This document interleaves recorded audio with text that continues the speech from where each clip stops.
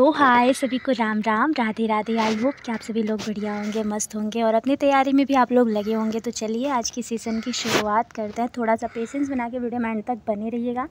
अगर वीडियो पसंद आता है तो प्लीज़ एक प्यारा सा comment, like, share and subscribe motivation के लिए ज़रूर करिएगा। फर्स्ट क्वेश्चन आपके स्क्रीन पर दे रहा है कि निम्नलिखित में से वह युगल चुनिए जो हमारे देश के एक राज्य और एक केंद्र शासित प्रदेश से मिलकर बना है। ऑप्शन दे रहा है मणिपुर और जम्मू कश्मीर, ऑप्शन दे रहा है असम और उड़ीसा, और ऑप्शन दे रहा है उत्तराखंड और आपके मेघालय, और ऑप्शन दे रहा है तेलंगाना और आपके अरुणाचल प्रदेश। तो यहाँ पे आपसे पूछ रहा है कि कौन सा आपका केंद्र शासित प्रदेश जो यूनियन टेरिटरी है। तो यहाँ पे देखिए असम और उड़ीसा दे रहा है, यहाँ पे आपको उत्तराखंड और मेघालय और आपके तेलंगाना और अरुणाचल प्रदेश। तो ये तीनों गलत है। आपके मणिपुर और जम्मू कश्मीर जो हमारी यूनियन टेरिटरी है। तो फर्स्ट ऑप्शन यहाँ पे सही हो जाएगा। चलिए नेक्स्ट क्वेश्चन देख लेते हैं। नेक्स्ट क्वेश्चन है, यहाँ पर आप लोग पूरा व्याख्या देख सकते हैं कि मणिपुर और जम्मू कश्मीर हमारे देश के क्रमशः एक राज्य और एक केंद्र शासित प्रदेश हैं।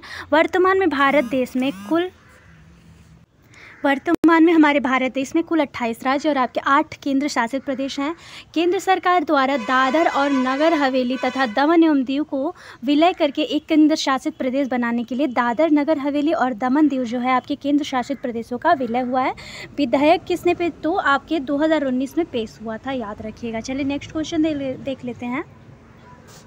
ऑप्शन दे रहा है कि भारत के 3 समुद्र तटवर्ती राज्य कौन कौन से हो सकते हैं। तेलंगाना हो सकता है, महाराष्ट्र अथवा उड़ीसा, गुजरात, झारखंड अथवा पश्चिम बंगाल, अथवा असम अथवा आपके उड़ीसा और कर्नाटक, और आपके त्रिपुरा, केरल अथवा आंध्र प्रदेश। देखिए ये जो है ना बोनस अंक मिला है क्योंकि क्वेश्चन ही गलत देखिए। महाराष्ट्र और उड़ीसा है भी तो तेलंगाना आपका नहीं है वहाँ पे, झारखंड नहीं है वहाँ पे, आपके असम नहीं है, त्रिपुरा नहीं है, इसलिए कोई भी क्वेश्चन ये, इसीलिए इसमें बोनस अंक मिला था। तो ये क्वेश्चन ही गलत है। तो इसलिए यहाँ पे देखिए ये जो है ना क्वेश्चन ही गलत है, इस पर 1 नंबर मिल गया था। तो भारत एक प्रायद्वीपीय देश है जो 3 ओर से समुद्र ओर से घिरा हुआ है। इसके पूर्व में बंगाल की खाड़ी, पश्चिम में अरब सागर तथा दक्षिण में हिंद महासागर है।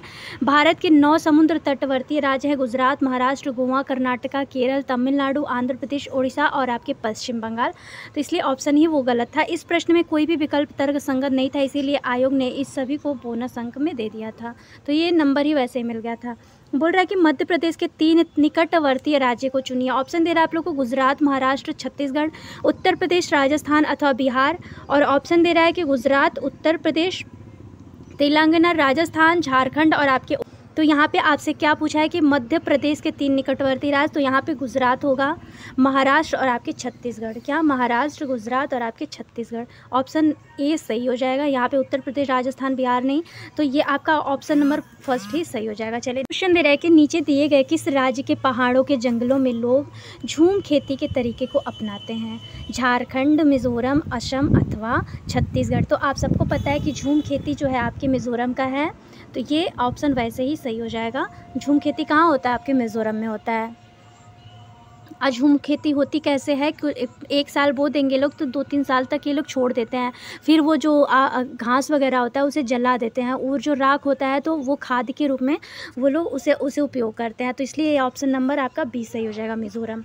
और मिज़ोरम में कौन सी भाषा बोली जाती है तो लुई और मिशो, याद रखिएगा। लुई और मिशो आपके जो होता है, ऑप्शन नंबर आपका 20 सही हो जाएगा। चलिए नेक्स्ट क्वेश्चन देख लेते हैं।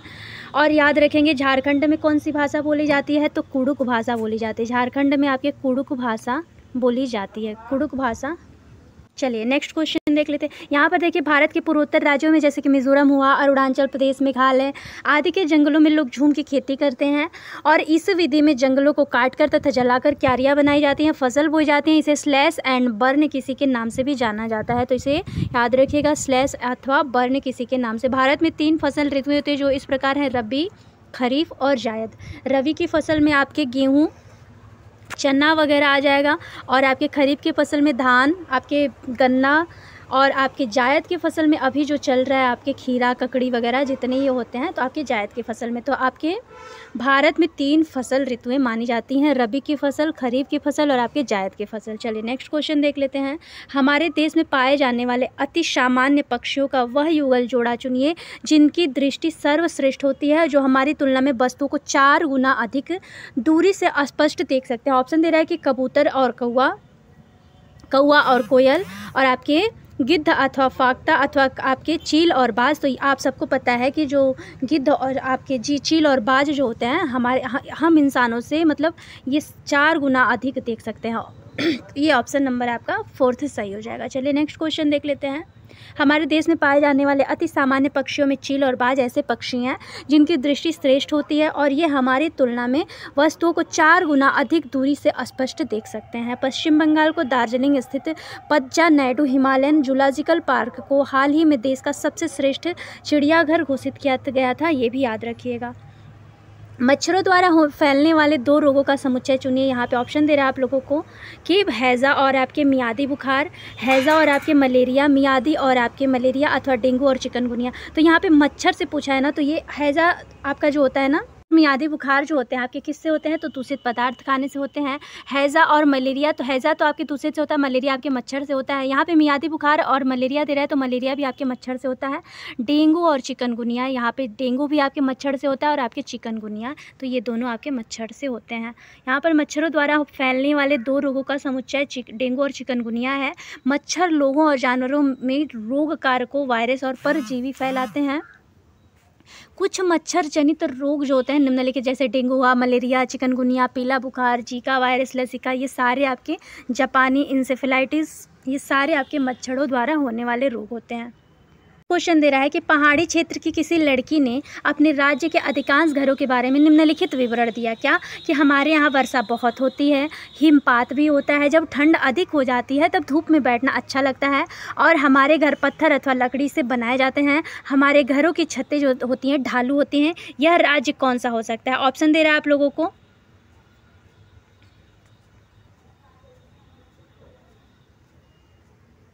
हिमाचल प्रदेश, असम, बिहार अथवा लद्दाख। तो यहाँ पे आपसे किस चीज़ का बात किया कि हिमपात भी होते हैं वहाँ पे, जब वर्षा होती है तो थोड़ी थोड़ी ठंडी लगती है। घर जो होते हैं ढालू मकान के होते हैं, उसमें लकड़ी का भी बना होता है। ये सारे आपके हिमाचल प्रदेश के बता रहे हैं, ठीक है। ऑप्शन नंबर आपका ए सही हो जाएगा। और असम में आपके बाँस के घर जो होते हैं बनाए जाते हैं और लद्दाख में आपके बनाए तो जाते हैं पत्थर के, लेकिन उसमें ऊपर क्या होता है ना कि मिट्टी से ये लोग पुताई कर देते हैं। इसलिए ऑप्शन नंबर यहाँ पे हिमाचल प्रदेश की बात कर रहा था, तो ऑप्शन आपका फर्स्ट सही हो जाएगा। चलिए नेक्स्ट क्वेश्चन देख लेते हैं। हिमाचल प्रदेश पहाड़ी क्षेत्र के अधिकांश घरों के बारे में लकड़ी द्वारा दिया गया यह विवरण सत्य होगा कि हमारे यहाँ वर्षा बहुत होती है, हिमपात भी होता है, जब ठंड अधिक हो जाती है तब धूप में बैठना अच्छा भी लगता है। हमारे घर पत्थर अथवा लकड़ी से बनाए जाते हैं। हमारे घरों की छतें जो ढालू होती हैं, अतः उपरोक्त राज्य हिमाचल प्रदेश है। सीमा सड़क संगठन BRO द्वारा निर्मित अटल सुरंग जो है हिमाचल प्रदेश को हाल ही में सर्वश्रेष्ठ बुनियादी ढांचा परियोजना पुरस्कार से सम्मानित किया है। यह वैसे पेपर आपके 2022 का है, हाल ही का नहीं है, ये पेपर आपके 2022 का है, ठीक है। तो अभी हाल का नहीं बता रहा है। चलिए नेक्स्ट क्वेश्चन देख लेते हैं। डल झील हमारे देश के एक प्रसिद्ध पर्यटन स्थल है। इस डल में हाउस बोट हैं जिनमें लोग पर्यटक रहना पसंद करते हैं। वे शिकारा में बैठकर चप्पू चलाते हैं। यह झील जिस शहर में स्थित है वह कौन सा है? उदयपुर है, हैदराबाद है, जयपुर है अथवा श्रीनगर है? तो यहाँ डल झील की बात कर रहा है तो आप देखेंगे श्रीनगर, लद्दाख आपके श्रीनगर की बात कर रहा है, क्योंकि डल झील हमारे देश के एक प्रसिद्ध पर्यटन स्थल है और इस झील में जो हाउस बोट होता है जिनमें लोग पर्यटक रहना पसंद भी करते हैं और वे शिकारा में बैठकर चप्पू चलाना चाहते हैं, तो ये आपकी श्रीनगर की बात कर रहा है, ठीक है। तो ऑप्शन नंबर आपका 4th सही हो जाएगा। डल झील श्रीनगर शहर में स्थित है जो हमारे देश का प्रसिद्ध पर्यटन स्थल है। इस झील में हाउस बोट है जिनमें लोग पर्यटक रहना पसंद करते हैं। वे शिकारा में बैठकर चप्पू चलाना चाहते हैं। हाल ही में गृह मंत्री जो आपके अमित शाह हैं, वीडियो कॉन्फ्रेंसिंग के माध्यम से श्रीनगर में स्थापित रामानुजाचार्य की प्रतिमा जो है स्टैचू ऑफ पीस का अनावरण किया। और ये आपकी बात 2022 की हो रही है, मैं 2 बार बोल चुकी हूँ, अभी का नहीं है। मच्छर हमें जो प्रायः परेशान करते हैं अंधेरे में भी, वे हमें किससे ढूंढते हैं? बोल रहा है, ऑप्शन दे रहा है कि हमारे सांसों के कंपनों के द्वारा, सांस द्वारा छोड़ी गई आपके वायु के गर्मी द्वारा, अथवा सांस द्वारा छोड़ी गई वायु की गंध द्वारा, अथवा पैरों की तलवों की गंध और हमारे शरीर की गर्मी से। तो मच्छर की खासियत होती है जब हमारे पैर के तलवे की जो गंध होती है, हमारे शरीर की जो गर्मी होती है उसकी महक से है ना वो पहुंच जाते हैं। तो ये सांस के द्वारा नहीं, सांस द्वारा छोड़ी गई वायु के द्वारा नहीं, ये सारे ऑप्शन गलत हैं। आपका डी ऑप्शन यहाँ पे सही हो जाएगा, ठीक है। तो मच्छर हमें अंधेरे में भी ढूंढ लेते हैं क्योंकि पैरों की जो गंध होती है या गर्मी हुई होती है ना, उससे वे हमें ढूंढ लेते हैं। मच्छर प्रायः पैरों के तलवों की गंध और हमारे शरीर की गर्मी से अंधेरे में भी हमें ढूंढ लेते हैं और काट कर हमें परेशान करते हैं। मच्छर एक हानिकारक कीट है। यह संसार के प्रायः सभी भागों में पाया जाता है। यह विभिन्न प्रकार के रोगों के जीवाणु का वाहक होता है।